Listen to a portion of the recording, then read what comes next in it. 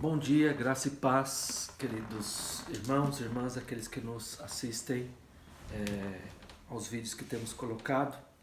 Nós estamos numa fase de mudança e nós, de fato, paramos um tempo de transmitir as nossas mensagens, aí, nosso maná matutino.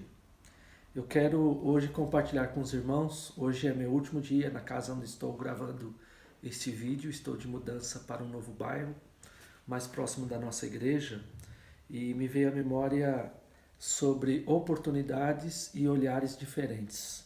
E o texto que eu quero compartilhar com vocês é o texto que fala sobre o momento em que Moisés havia enviado os espias. Entre eles estava ali Josué e Caleb.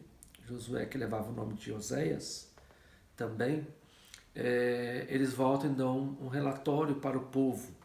E o texto da palavra do Senhor que eu quero compartilhar está em Números, algumas partes do texto. Eles vão, a partir do capítulo de número 13, nós temos lá o relatório, né? Ao cabo de 40 dias, Números 13, 25, voltaram de espiar a terra. Caminharam e vieram a Moisés e a Arão e a toda a congregação dos filhos de Israel no deserto de Parã, a Cádiz. Deram-lhes conta e a eles, a toda a congregação, e mostraram-lhes o fruto da terra. Então eles relataram a Moisés e disseram: fomos à terra que nos enviastes, verdadeiramente mana leite e mel. Este é o fruto dela. O povo, porém, que habita nessa terra é poderoso, e as cidades muito grandes e fortificadas. Também vimos ali os filhos de Anak, os amalequitas que habitam na terra do Neguebe, os heteus, os jebuseus e os amorreus habitam na montanha, os cananeus habitam ao pé do mar e pela ribeira do Jordão. Então Caleb fez calar o povo perante Moisés e disse: Eia, subamos e possuamos a terra, porque certamente prevaleceremos contra ela. Depois nós caminhamos um pouco mais no capítulo de número 14, quando na realidade o povo se levanta, né, contra Josué e Caleb pelo relatório positivo e o fato de que eles conseguiriam se entrar porque era uma promessa do Senhor.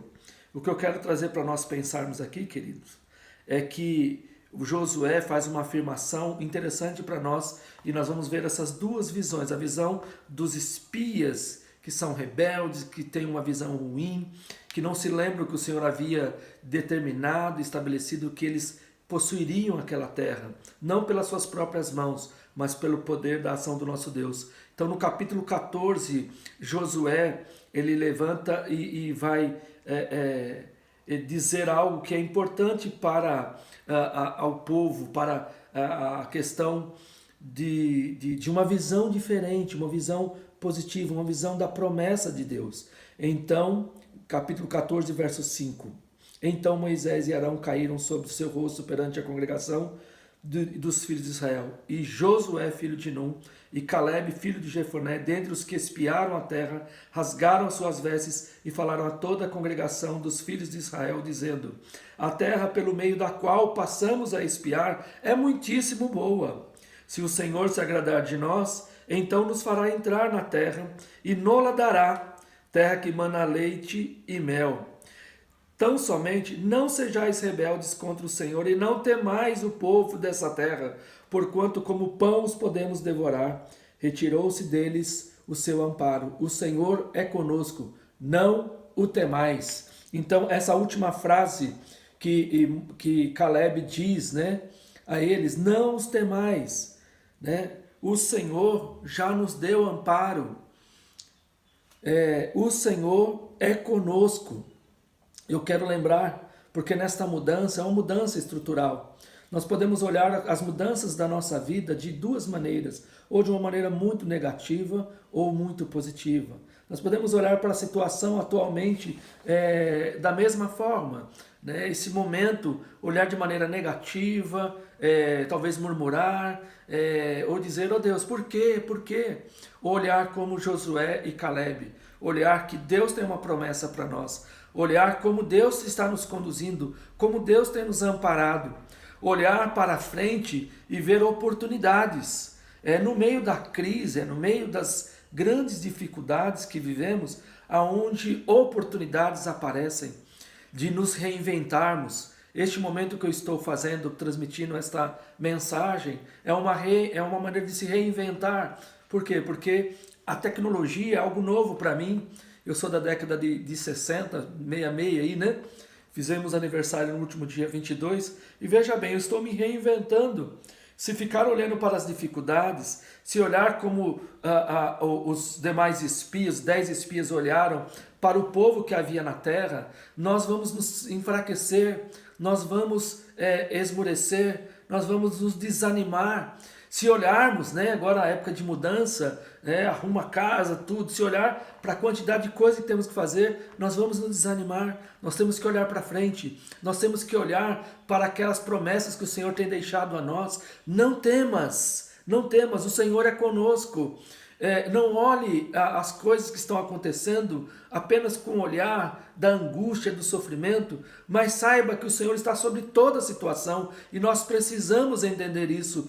Deus é conosco, queridos irmãos e irmãs. O Senhor é o Deus que está tabernaculado e habitando conosco mediante a ação do Espírito Santo. O Senhor é quem tem nos guardado.